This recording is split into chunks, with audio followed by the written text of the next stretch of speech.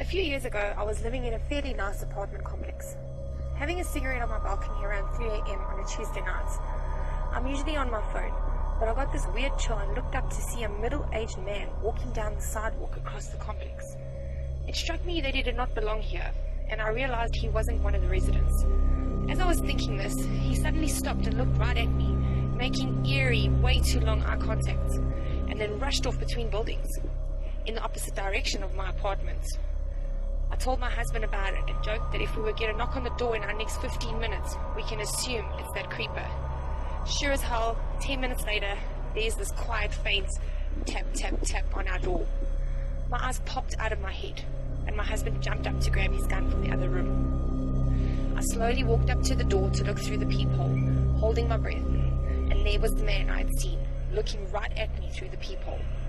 I know he wasn't able to actually see me, but the image of him looking right into my eyes still freaks me out to this day.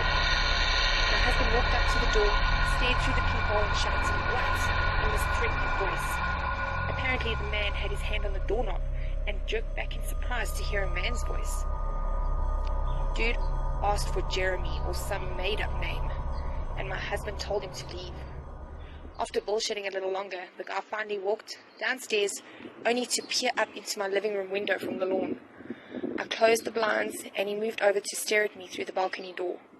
He didn't move on until I shut that one too. We called security and gave a clear description of everything. A few days later, we got a report from our complex that an apartment had been robbed around that time that night. What keeps me up at night is in this question. If you're going to rob an apartment, why would you go to one that you definitely know a woman is awake and home, seemingly alone at?